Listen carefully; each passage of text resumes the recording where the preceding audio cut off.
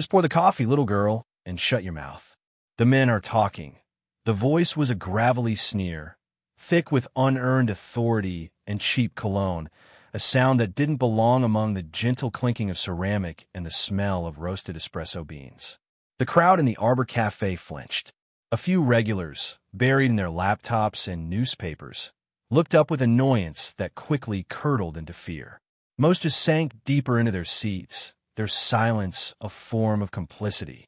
The man, a thick-necked brute with a faded teardrop tattoo and two equally brutish friends flanking him, leaned over the counter, his presence sucking the very light from the cozy space. He was talking to Priya, a girl whose entire being was the antithesis of his. She was slight, with kind eyes and a warmth that usually made the cafe feel like a second home. Now, that warmth was gone, replaced by a brittle tension. She stood her ground, her chin held high, but a subtle tremor in her hands betrayed her fear. In the corner, seated at a small table by the window, a woman didn't move.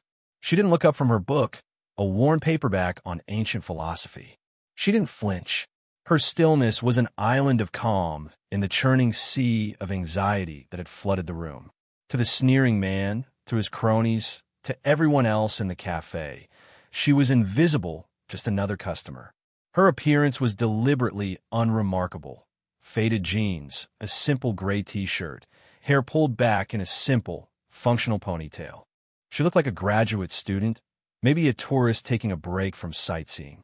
But when the lead thug slammed his meaty fist on the counter, rattling a display of biscotti, the woman's eyes, hidden in the shadow of her reading, made a single, slow, deliberate sweep of the room. It was not a glance of curiosity. It was a precise, methodical scan, an act of data acquisition. She noted the exits. She noted the positions of the three men. She noted the reflection in the polished chrome of the espresso machine, which gave her a clear view of the man's back. She noted the bulge under the jacket of the one on the right, too square for a wallet. She noted the nervous energy of the one on the left, his shifting feet, his darting eyes. He was the weak link, the one who would break first under pressure.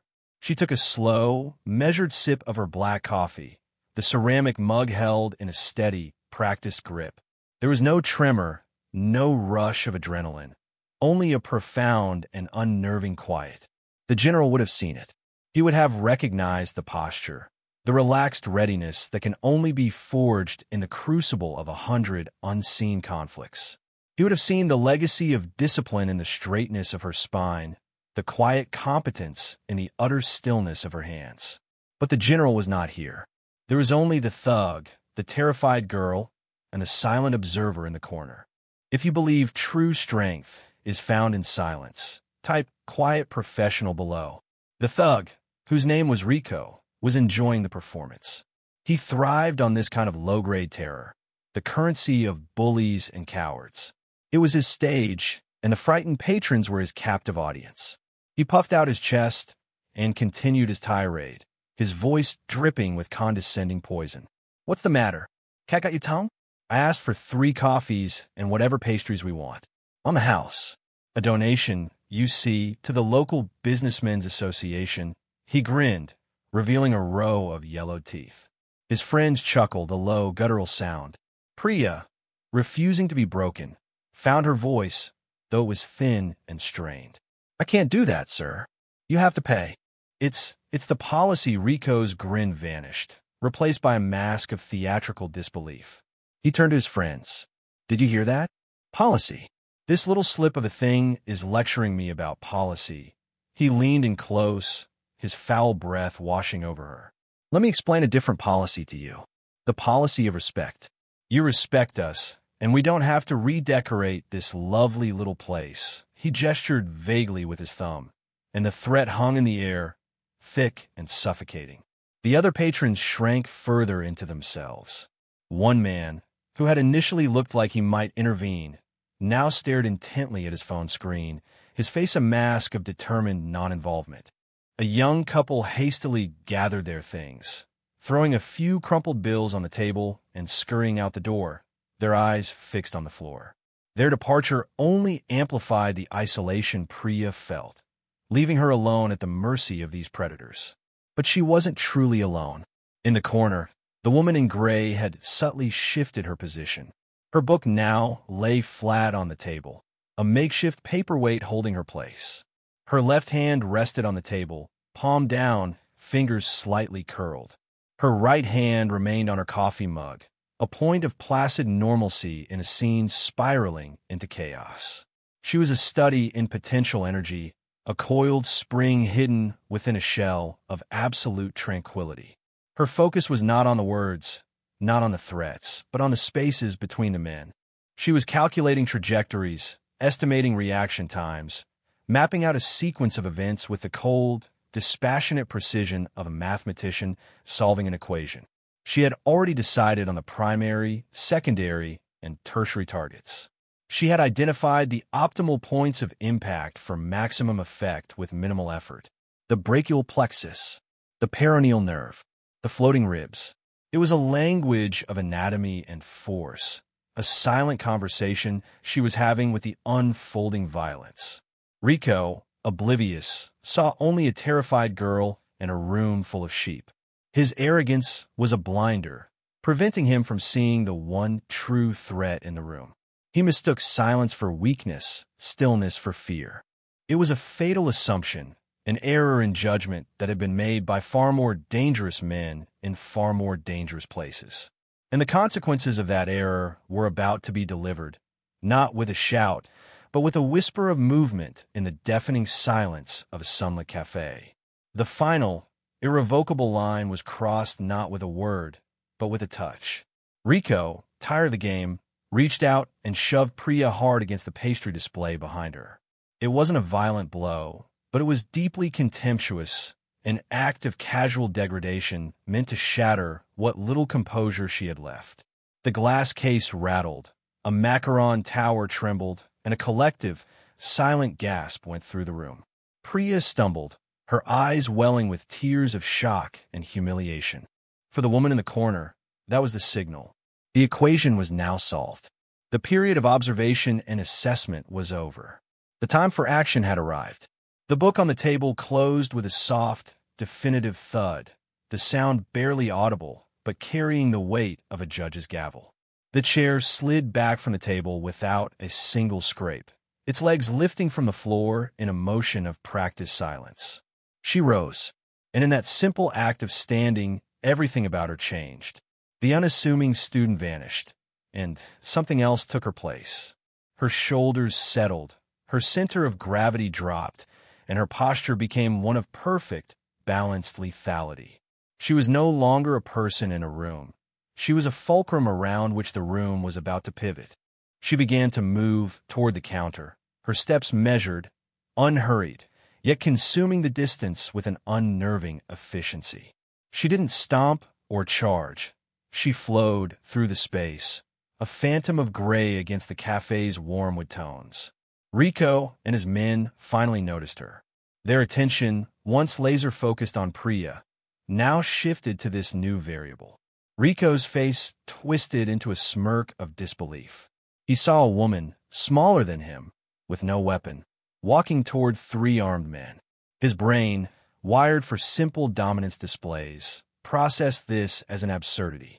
Well, look what we have here, he sneered, turning his body to face her, squaring up in a classic brawler stance. You her little girlfriend? Coming to the rescue? What are you going to do, cry for her? He took a step toward Anya, his hands balling into fists, his knuckles white. He was telegraphing his every intention, his movements loud and clumsy, a stark contrast to the silent grace of the woman approaching him. The thug on the right, the one with the bulge under his jacket, shifted his weight, his hand drifting instinctively toward the concealed weapon. The nervous one on the left just looked confused, his eyes darting between Rico and this strange, calm woman. They were a study in wasted motion and broadcast intent. She, in contrast, was a masterpiece of kinetic economy. The final few feet closed. Rico lunged, not with a punch, but with a grab, intending to manhandle her as he had her sister, to humiliate her with brute strength. It was the last mistake he would ever make in a position of perceived power. As his hand reached for her shoulder, the world seemed to slow down. Her movement was a blur of precise, devastating simplicity. It wasn't a fight, it was a dissection. Her left hand, which had been hanging loosely at her side, came up, not to block, but to parry, deflecting his wrist just enough to turn his body a few crucial degrees. Simultaneously, her right elbow drove forward in a short, sharp arc, connecting with the brachial plexus nerve cluster on the side of his neck. The impact was nearly silent, a dull thud, but the effect was instantaneous and catastrophic. Rico's entire right arm went dead, a useless appendage filled with a firestorm of pain. His eyes widened in shock, his brain unable to process the signal from his nerves. Before he could even register the first strike, she was already flowing into the next movement. Using his own forward momentum against him, she stepped in, her hip checking his, unbalancing him completely. Her hand slid from his wrist to the back of his neck, and with a firm, controlled push, she guided his descent to the floor. He didn't fall. He was placed there, his face meeting the linoleum with a loud, ignominious smack. It was over for him in less than a second. The other two were frozen for a heartbeat, their minds struggling to catch up with the reality of their leader, now groaning on the floor. The one on the right recovered first, his hand fumbling inside his jacket, pulling out a cheap, snub-nosed revolver. He was clumsy, his draw slowed by panic. It was far too slow. As the gun began to clear the fabric of his jacket, Anya was already moving toward him. She closed the distance in 2 steps. Her left hand shot out and clamped down on his wrist, her thumb digging into the pressure point below his thumb, while her right hand slammed the back of his hand. It was a textbook disarm, a simple matter of applied physics and anatomical knowledge. The revolver clattered to the floor, and a sickening crunch echoed as the bones in his hand fractured. He screamed, a high-pitched sound of pure agony. The third man, the nervous one, finally reacted, pulling a flick knife from his pocket. The blade snapped out with an audible click. He lunged forward in a wild, untrained stab. Anya pivoted on the ball of her foot, letting his momentum carry him past her. As he went by, her leg swept out in a low, powerful kick, striking the peroneal nerve on the outside of his knee. His leg buckled instantly, as if the bones had turned to rubber. He tumbled to the ground in a heap of tangled limbs, the knife skittering away under a table. From the first move to the last, the entire engagement had taken less than 5 seconds. 3 armed men, neutralized, incapacitated, and disarmed by 1 unarmed woman. The aftermath was a profound and deafening silence. The only sounds were the pained groans of the 3 men on the floor, the high-pitched whimpering of the one with the broken hand, and the distant, forgotten hiss of the espresso machine. Every person in the cafe was frozen, their minds trying to reconcile the impossible thing they had just witnessed. A dropped fork clattered against a plate, the sound as loud as a gunshot in the stunned stillness. Patrons stared, their mouths agape, their lattes growing cold in their hands. They had seen a ghost move among them, an avatar of quiet, terrifying competence. Priya stood behind the counter, her hands pressed to her mouth, her eyes wide with a mixture of terror and awe. She was looking at her older sister, the quiet, bookish one who always seemed so distant, so contained, and seeing a complete stranger. Rico, his face pressed against the cool floor, managed to lift his head. The arrogance was gone, wiped clean, replaced by a raw, primal fear. His body screamed in pain, but his mind screamed with a single, unanswerable question. He looked at the woman who now stood calmly over them, her breathing even, her expression unchanged. "Ow," he rasped, the word a pathetic puff of air. She didn't answer. She simply bent down, picked up the discarded revolver with 2 fingers, and placed it carefully on the counter, well away from the edge. Then she looked at her sister. "Are you okay, Priya?" Her voice was calm, steady, betraying no hint of the violence that had just occurred. It was the same quiet voice she always used, the voice of an older sister checking in, and the sheer normalcy of it was the most shocking thing of all. The wail of approaching sirens finally broke the spell, their sound growing from a distant cry to an insistent shriek that filled the street outside. Within moments, the cafe was flooded with the harsh blue and red lights of police cruisers. Two uniformed officers burst through the door, weapons drawn, their eyes wide as they took in the bizarre tableau. Three men writhing on the floor, a terrified-looking barista, a crowd of shell-shocked civilians, and one woman standing in the middle of it all, looking as if she were merely waiting for her coffee to be refilled. The officers, young and running on adrenaline, immediately focused on the most obvious anomaly. They saw the down men, and they saw the woman standing over them. Their training kicked in, a rigid set of procedures for a situation that was anything but standard. On the ground. Hands behind your head now, the lead officer shouted, his voice cracking slightly. Anya didn't move. She simply turned her head slowly to look at him, her gaze calm and analytical. She wasn't defying him. She was assessing him, just as she had assessed the thugs. This noncompliance only agitated the officer further. I said, on the ground. He took a step forward, his partner moving to flank her. Just as the situation threatened to escalate into another, more tragic misunderstanding, a different kind of presence made itself known. A black sedan had pulled up silently behind the cruisers, and from it emerged a man who moved with an entirely different kind of authority. He was older, in a tailored but unremarkable suit, his face a roadmap of long days and difficult decisions. This was FBI Special Agent in charge David Miller, and he had been monitoring chatter about Rico's crew for weeks, an operation that had just been violently and unexpectedly concluded. He walked into the cafe, his eyes taking in the entire scene in a single, sweeping glance that missed nothing. He saw the positions of the downed men. He saw the nature of their injuries, incapacitating, not gratuitously violent. He saw the precise, clean fracture in the one man's hand, a hallmark of a specific disarming technique.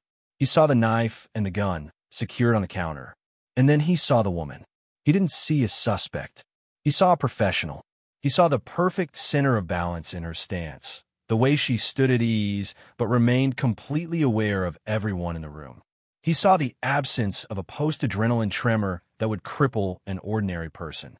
He saw something he had only ever seen before at Quantico, in classified training videos, and in the war-torn corners of the world. He raised a hand, and his voice was quiet but carried an absolute authority that cut through the tension. Sergeant, stand your men down. The young officer looked back, confused. Sir? She took down 3 men. She's the suspect. Miller walked forward, his eyes never leaving Anya. No, Sergeant. She's the solution. You're just late to the party. He stopped a respectful few feet from her. He didn't ask what happened.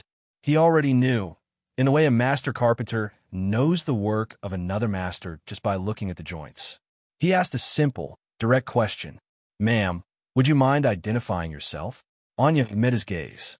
There was a flicker of mutual, professional recognition. Commander Anya Sharma, United States Navy. On leave, Miller's expression didn't change, but a deep, profound respect settled in his eyes. The name resonated with a weight the local cops couldn't possibly understand. He had heard whispers of that name in classified briefings. A ghost who moved through the world's most dangerous places, a legend within the shadowy corridors of special operations. He turned to his aide. Run that name. Priority clearance. The aide tapped on a secure tablet, and a few seconds later, his eyes went wide. He showed the screen to Miller. Miller nodded slowly, then turned back to the stunned sergeant. What followed was not a conversation, but a verdict. The narrator's voice could have been reading from the screen itself, each credential a hammer blow against the initial, ignorant assumptions made by everyone in that room. Name, Sharma, Anya. Rank, Lieutenant Commander, United States Navy. Unit, Naval Special Warfare Development Group. The official, unclassified designation for SEAL Team 6. Combat deploiement, 12. Locations, classified. Mission history, redacted. Redacted. Redacted. Special skills, Master Training Specialist in Advanced Close Quarters Combat. Instructor, Hostage Rescue Operations. Expert Marksman, all platforms. Fluent in 4 languages. Medals and commendations. The Navy Cross for heroism in an action whose details were sealed by executive order. The Silver Star with combat distinguishing V device for valor. The Bronze Star for merit. The Purple Heart for wounds received in action. Status: active duty, currently on authorized personal leave. The list went on. A litany of excellence and sacrifice that painted a picture of a woman forged in the fires of the nation's most secret and demanding wars. She wasn't just a soldier. She was one of the elite few who guarded the guardians, a quiet professional at the absolute apex of her craft. Miller looked from the tablet back to Anya, and then to the young officer who still had his hand near his sidearm.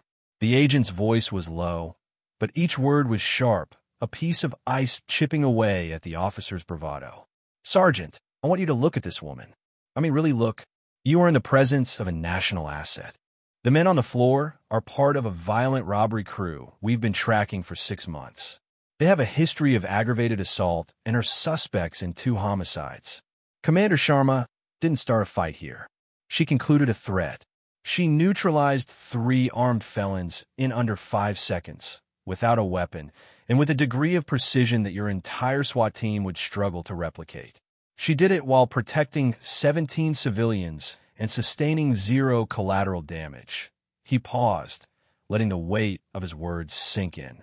He then made a gesture that, in his world, was the equivalent of a king bowing to a queen. He took a half step back, creating a zone of respect around her, and gave her a short, sharp nod. "Commander," he said, his tone now one of pure, unadulterated respect. "Thank you for your service. Here, as well as overseas, to the officers, he was more blunt. Get these scumbags out of her sight, get medical attention for their training injuries, and take a full statement from every witness. As for the commander," he said, looking back at Anya, "she will provide her statement to me, and me alone. Is that understood?" The sergeant, his face pale, could only stammer, Yes, sir." The power dynamic in the room had been utterly and irrevocably rewritten. The quiet woman in the corner was no longer an enigma. She was a monument, and they were all standing in her shadow. The story of what happened at the Arbor Cafe did not break on the evening news.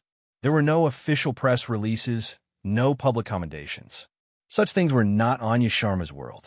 But legends don't require headlines.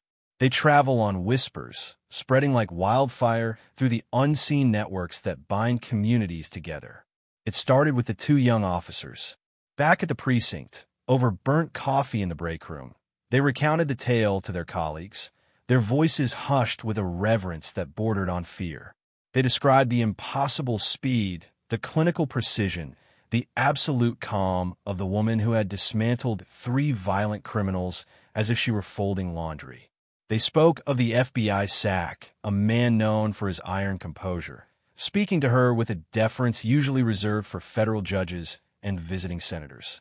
From there, the story bled into other agencies.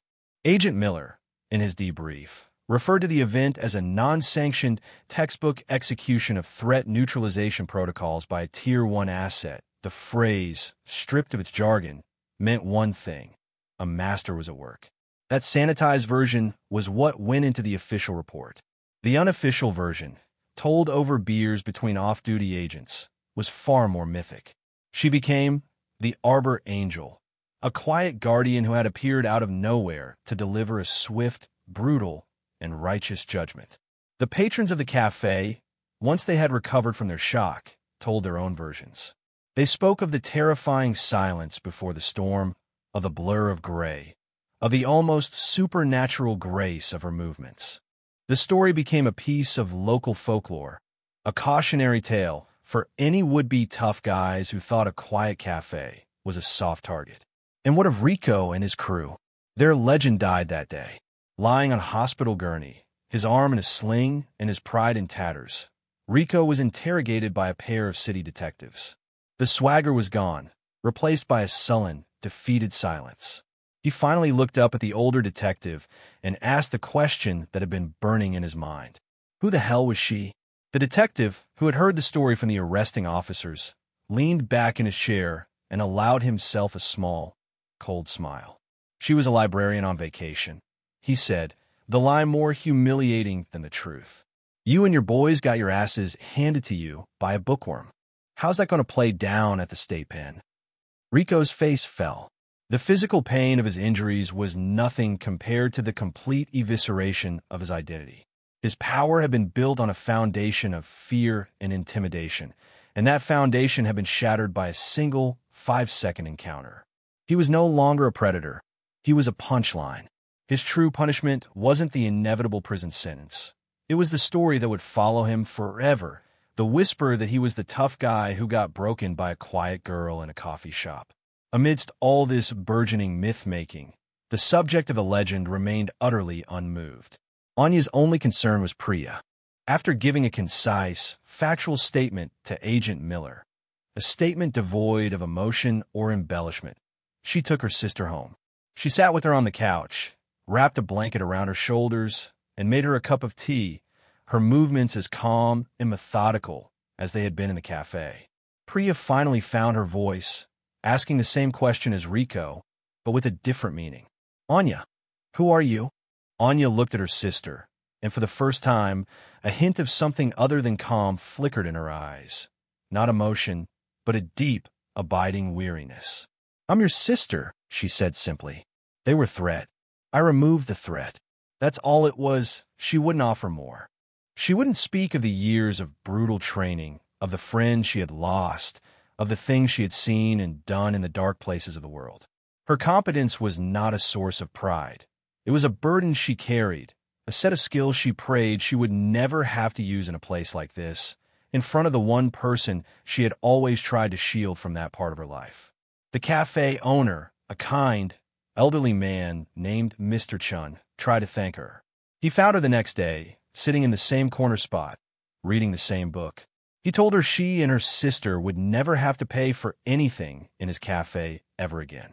She simply nodded and said, "Thank you. But that isn't necessary," he insisted. As a quiet testament, he went through the security footage. He found a single, grainy frame that captured the moment perfectly. Anya, standing in calm repose, the three thugs a chaotic mess at her feet. He printed the photo, put it in a small, simple frame, and hung it behind the counter next to his business license. He never told anyone who the woman in the picture was. He didn't have to. It was a silent symbol, a reminder that true strength doesn't need to advertise. It just is. A year passed. The seasons turned, and the incident at the Arbor Cafe solidified from a shocking event into a cornerstone of local identity. The cafe itself thrived, becoming known colloquially as the safest place in the city to get a coffee. A quiet understanding permeated the place. It was protected ground, sanctified by an act of profound and silent competence. Priya still worked there, but she was different. The fear was gone, replaced by a calm, steady confidence. She moved with a new grace, her smile genuine and her eyes clear. Anya's actions had not just saved her from a physical threat. They had liberated her from a deeper, more pervasive fear. She had seen the worst kind of arrogant malevolence be undone by the quiet strength of the person she loved most, and it had recalibrated her understanding of the world. She no longer felt like a victim waiting to happen. She felt safe, not because her sister was a SEAL, but because she now understood that true power wasn't about loudness or aggression. It was about inner stillness and resolve, qualities she began to cultivate in herself. The story's legacy extended far beyond the cafe's walls. Agent Miller incorporated the security footage into a training module at the FBI Academy in Quantico. He would show the silent, grainy video to rooms full of eager, ambitious recruits. He used it as the ultimate lesson in situational awareness and the dangers of making assumptions. "Look here," he would say, pausing the video on a frame of Anya sitting with her book, moments before the chaos erupted. "What do you see? A civilian, a non-threat, an obstacle to be moved. That's what Rico saw. That's what you see. You're wrong." Then he would play the next 7 seconds of footage, the efficient rise, the blur of motion, the clinical takedowns. The room would fall silent, the recruits mesmerized. "What you are witnessing," Miller would continue, his voice resonating with authority, is the principle of the quiet professional. No wasted energy, no telegraphing of intent, no ego, just a pure, economical application of overwhelming skill to a clearly defined problem. She didn't engage in a dialogue. She didn't issue a warning. She waited until a line was crossed, and then she ended the confrontation before it could truly begin. Her silence was her camouflage. Her stillness was her weapon. She defeated them psychologically before she ever laid a hand on them, simply because they were incapable of seeing her for what she was. Anya Sharma's name was never mentioned. She became a nameless, faceless archetype, a teaching tool for a new generation of federal agents. Her actions became institutional folklore, a perfect, real-world example of the ideals they were all striving to embody. She would never know that her defense of her sister in a small-town cafe was now helping to shape the future of federal law enforcement. She wouldn't have cared. Her work was not for recognition or for legacy. It was for the person next to her. That was the only creed that mattered. The final, most enduring legacy of that day was not in the stories or the training videos, but in the quiet spaces of everyday life. It was in the way a young police officer now looked at every person in a room, not just the loud ones. It was in the way a young woman who saw the incident now walked home with her head held a little higher. It was in the unspoken truth that settled over a small community. That heroes are not always the ones in uniform, that strength is not always loud, and that the most profound acts of courage often happen in the most ordinary of places, unheralded and unseen. True legacy isn't what you say about yourself. It is the quiet confidence you inspire in others. It's the silent proof that arrogance is a brittle shield, while competence is a sword of tempered steel. True strength doesn't need to shout its name from the rooftops. Its presence is felt in the calm it creates in the midst of a storm. It is the steady hand, the watchful eye, the silent guardian who asks for nothing in return. It is the profound understanding that respect is not demanded by the volume of a threat, but earned by the depth of one's character. True strength doesn't announce its presence. It reveals itself only when necessary, a sudden and blinding light in the darkness. It is the silent guardian, the hidden shield. It proves that the most dangerous person in the room is rarely the loudest. It is the one who has mastered themselves, who needs no audience, and whose competence is their only creed. For more stories where quiet competence triumphs over loud arrogance, and where silent professionalism defines their worth, subscribe to Unknown Heroine Tales.